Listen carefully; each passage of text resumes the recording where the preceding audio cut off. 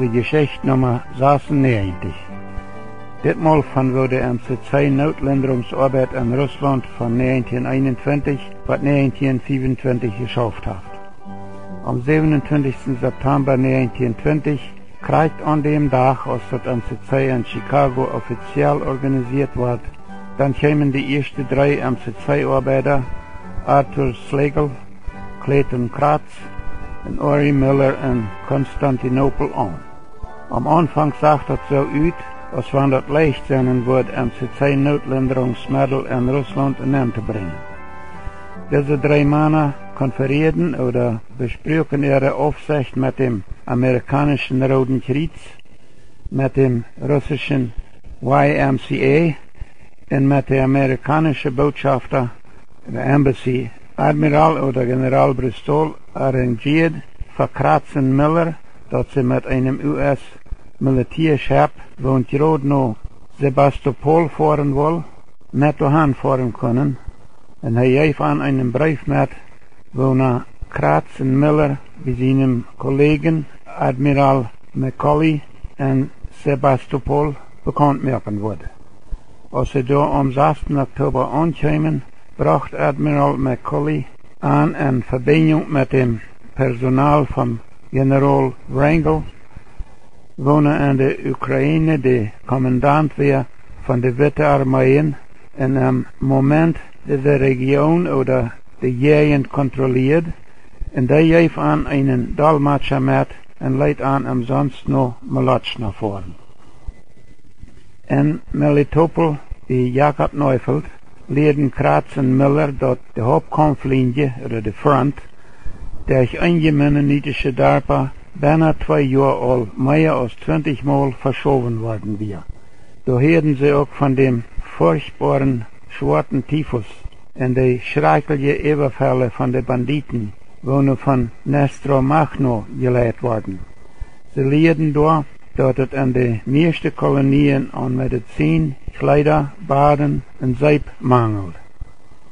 In Orloff und Halbstadt trafen sie mennonitische Kolonieleiter, aber sie können nicht über den Nipper-Riefer nur die Kartitzer Kolonie ankommen, weil Wrangel seine Armeen weiter tragen mussten.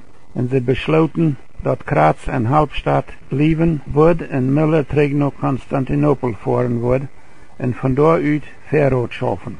Als Miller und Kratz bei der Eisenbahnstation in Alexandrowsk oder Zaporozhye eingewohnt wären, dann wäre dort das letzte Mal, was Miller seinen MCC-Partner gesehen hat. In Konstantinopel mögt Arthur Schlegel die erste Lieferung, Shipment, Raid, wo nu uit 1000 Jahr Zeug, 12 Nähmaschinen, 50 Kisten Malz, 100 Kisten Seip, 1000 Jahr Badenmaterial in einen Ford Truck bestand. Schlegel kam mit dieser Lieferung am 14. November in Sebastopol an. Aber das wir kriegt dann als Dutzende von Wrangel seine haltlos gewordene Truppen Schäb kommandierten zum Pflichten.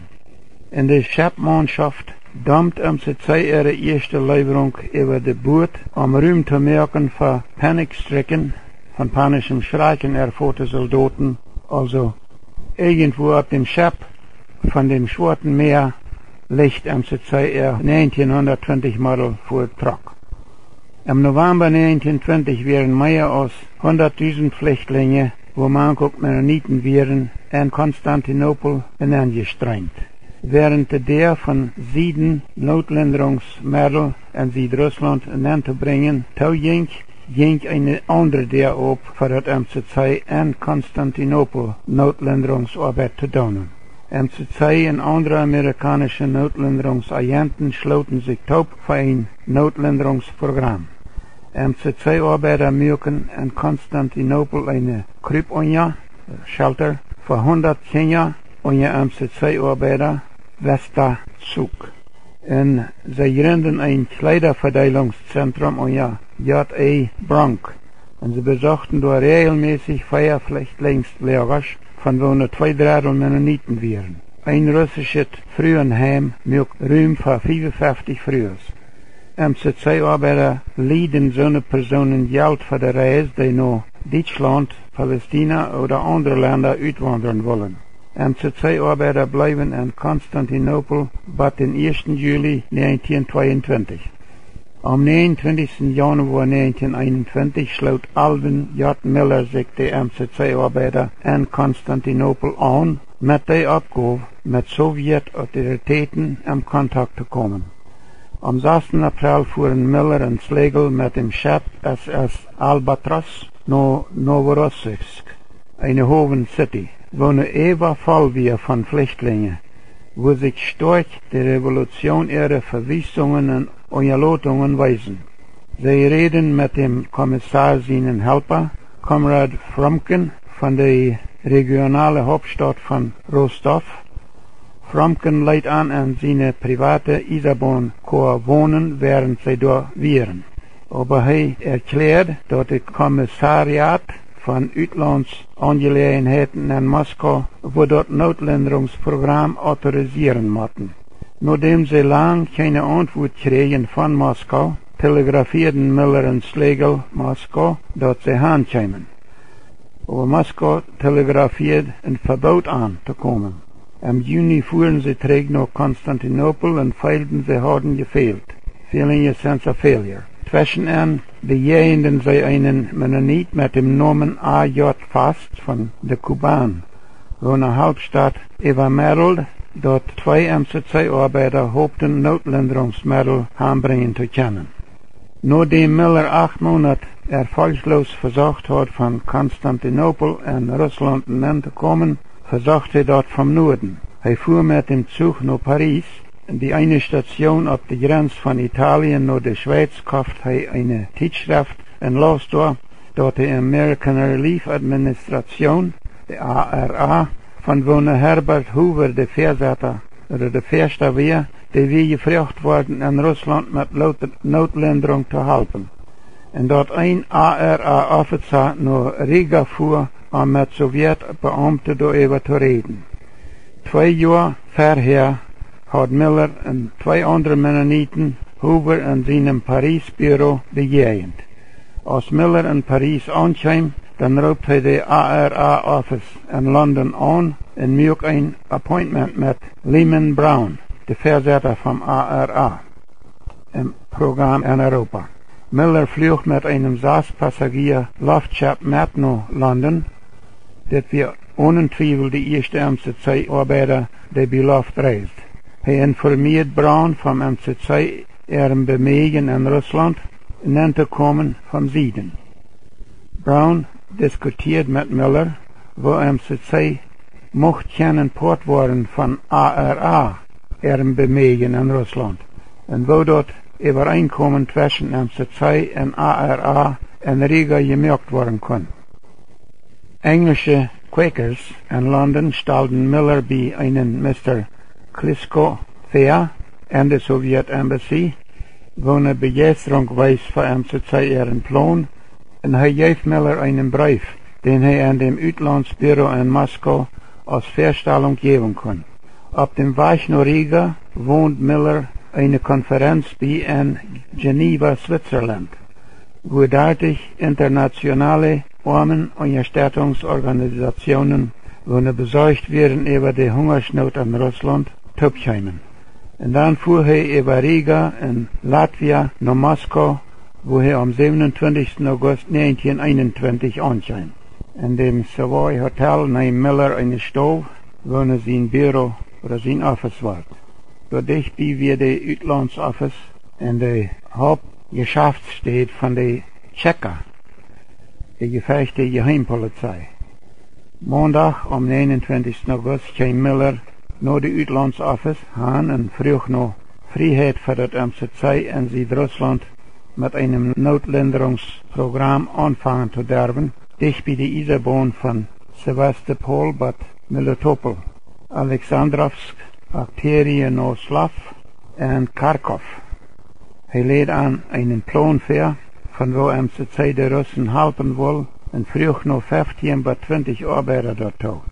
Miller behauptet, dass MCC wie bereit in Russland hinzukommen unter der ARA-Bedingungen. Er versichert an, dass MCC sich wegholen wird von allen politischen Aktivitäten und dat sie ihr Notländerungsprogramm im Geist von Gerechtigkeit und Openheit mit lokale Komitees durchführen würden. Miller kam jede Nacht für meist einen Monat lang naar de Uitlandsoffice aan, om met de Beamten te reden. De nieuwe Sowjetbeamten trokken dat ver van middernacht tot klok 7 's morgens te arbeiten. Met de tijd trof Miller Leo Berosowitsch Kamenev, een lid van dem Politbureau, president van de Moskau-Sowjet en president van de Zentralkommission voor Hungersnoodbekämpfung. En jane tijdje deel van dem Lenin-Titel vond de agressieve Miller opene deuren naar de hoogste Beamte van de Sovjet-Unie. Am 1. Oktober unterschreiben Kamenev en Miller einen Kontrakt, wonach dem American Mennonite Relief, oder AMR, de Russland basierte Ost von MCC, de Freiheit gab in Russland zu arbeiten, Notländerungsarbeit zu tun. Miller hat gedrängt, unabhängig von Regierungskontrolle arbeiten zu können. Jakob Keckenbacker, ein holländischer Mennonit, kam nach Moskau und frug auch noch Anerkennung für eine holländische Agentschaft. Die Sowjets weisen die holländischen Mennoniten an, in Russland unter das MCC zu arbeiten. Die Autorisierung von der stolz unabhängigen Ukraine-Sozialist-Sowjetrepublik fehlt aber auch noch. Die mennonitische Lehrer bei Jans kam von Kharkov und fuhr mit Miller trägt nur die Hauptstadt in der Ukraine, um den zweiten Kontrakt auszuarbeiten. In Kharkov besuchten Miller und Jans einen jüdischen Doktor. Jans, sein Freund, wonach aus der kommunistischen Partei rückgetrieben worden war. Zwei Tschecher Geheimpolizisten wären da auch Hüsjast, und sicherlich beitrug zu interessante Frühstückunterholungen. Und am 21. Oktober 1921 unterschreiben die zwei höchsten Ukrainienbeamte bei Jarmutschenke und Christian Georgijewitsch Rekowski einen Kontrakt mit Miller und auch einen Kontrakt für die Holland-Mennoniten ihre Agentschaft.